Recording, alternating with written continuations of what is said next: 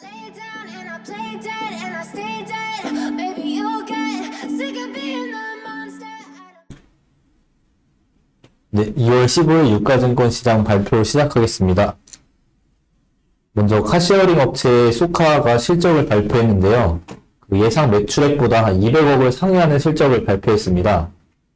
이유는 그 매출 다각화 및 서비스 강화를 통한 매출 증가가 그 이유였고, 그리고 AI 기반 사업 운영을 하면서 비용을 절감하였고, 그로 인해 영업이익이 흑자로 전환하였습니다.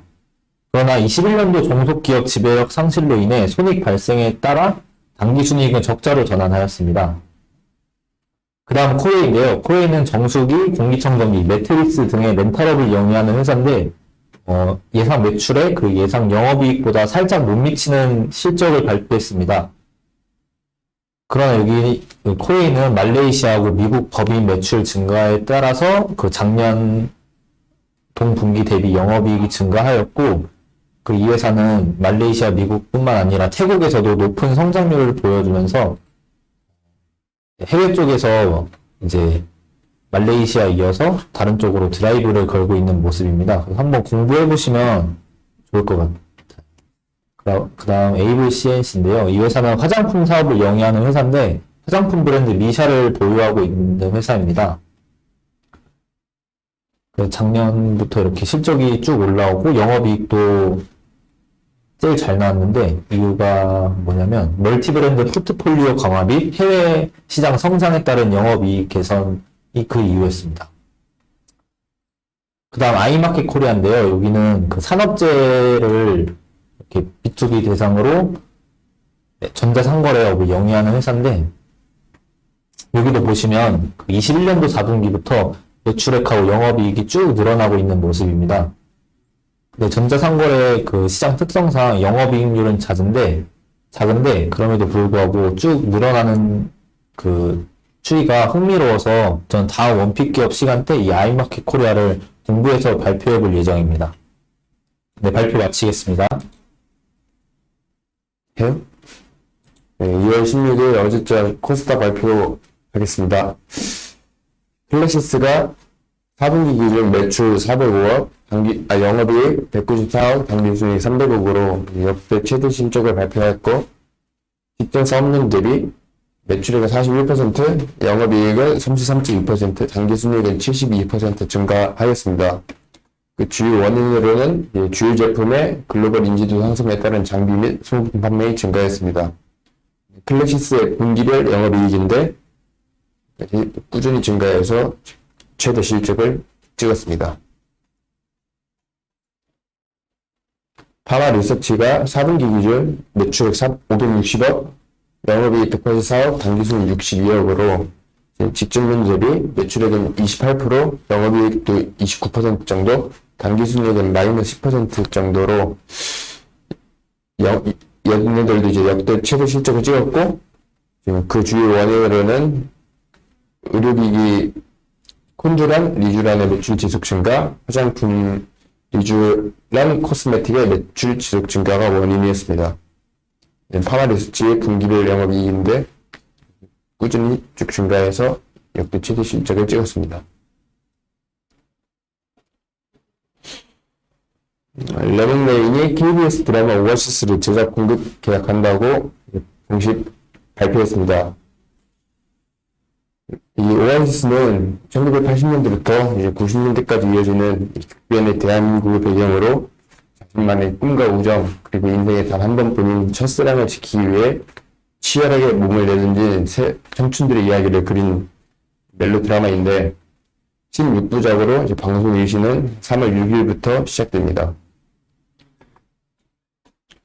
이것이 포스터인데, 주연은 장동민 씨와 서인원 씨, 그리고 추현우 씨가 주연이고, 이 재벌집 막내 아들에 이어서 이것도 성공할지 한번 지켜보면 될 것 같습니다. 네, 감사합니다. 코넥스 2월 15일자 발표하겠습니다. 해양 3C라는 특수전선과 커넥터 케이블 모듈을 조립하는 회사에서 자사주 취득 및 소각하는 공시가 떴습니다.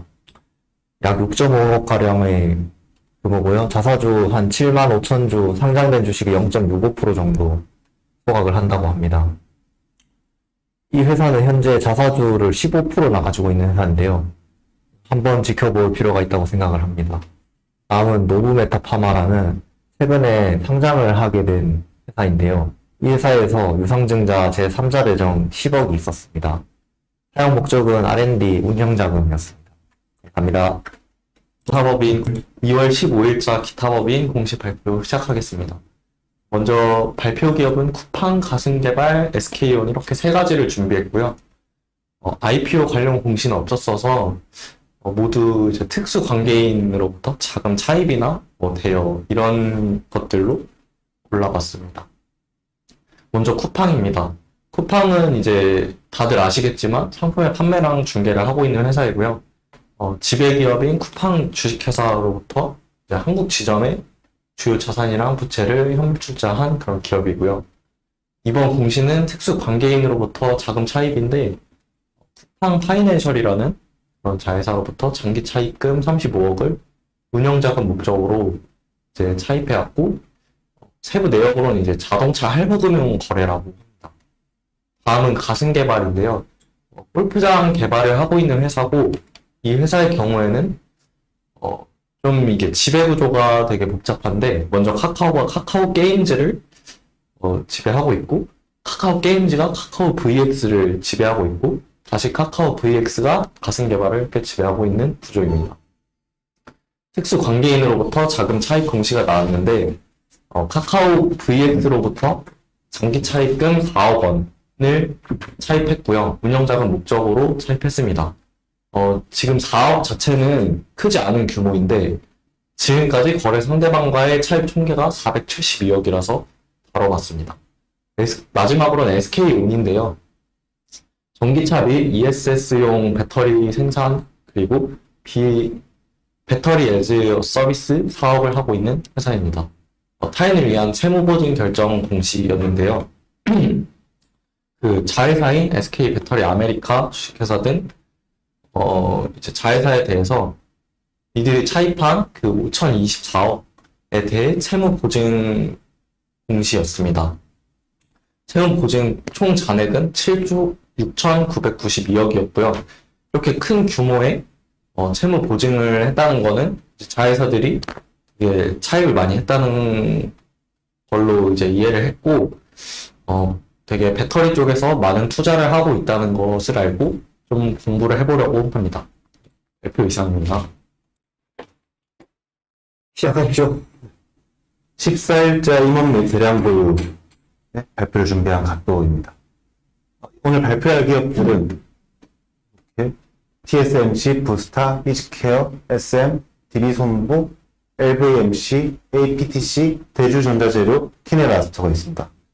TSMC 같은 경우는 인수합병으로 인해서 며칠째 상한가가 가고 있다가 지금 다시 내려가고 있는데 이 공시 내용은 이제 주인이 바뀌었다 이런 내용이어서 28%가 옮겨져서 찾아보니 생각보다 이제 이슈가 끝났다라는 생각이 들었습니다. 부스타 같은 경우는 그 이상기님이라는 슈퍼개미님이 계속 추가 매수를 하고 계신데 이분이 어떤 아이디어를 가지시는 분이고 어떻게 매수를 하셨는지 매수를 하셨는지 찾아보려 했는데 잘 안 나와가지고 다음에 좀 더 찾아보도록 하겠습니다. 이지케어 같은 경우는 신주를 취득했고 SM 같은 경우가 조금 흥미로운데 남경수라는 이제 이사님께서 가지고 계신 모든 주식을 매도를 하셨습니다. 이제 다들 아시다시피 SM 같은 경우에 어제부터 12만원 공개 매수가 12만원 넘기 시작했는데 12만원에 장내 매도를 하셨다는 것은 이게 더 이상 안 올라간다고 본 것인지 아니면 어떤 경영자가 될지 조금 눈치를 보는 것인지 라고 했는데 후자이기에는 금액이 9억 6천만 원에서 너무 크지 않나 고점 매도가 아닐까 조심스럽게 한번 생각해봤고요. DB손보 같은 경우는 9견에서 10%보다 포트폴리오 조정으로 내렸다가 다시 해서 올라온 거에서 크게 중요하지 않다 생각했습니다. LVMC 같은 경우는 되게 흥미로운 게 이제 주식의 23% 가지고 있는 게 인도네시아 뱅크여가지고 어떤 연관이 있는지 한번 찾아볼게요.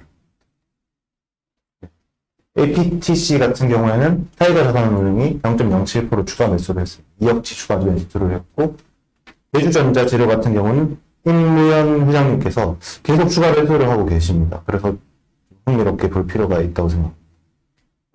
1월 2일에 4.7억, 9일에 1.2억, 최근에 어제 2억 이렇게 샀고, 키네마스터의 경우에는 그 상속에 인한 지분 공시가 있었는데 대주주께서 작년에 갑자기 돌아가셔가지고 이제 증여가 아닌 상속이 돼서 배우자와 자녀분 세 분한테 상속이 됐습니다.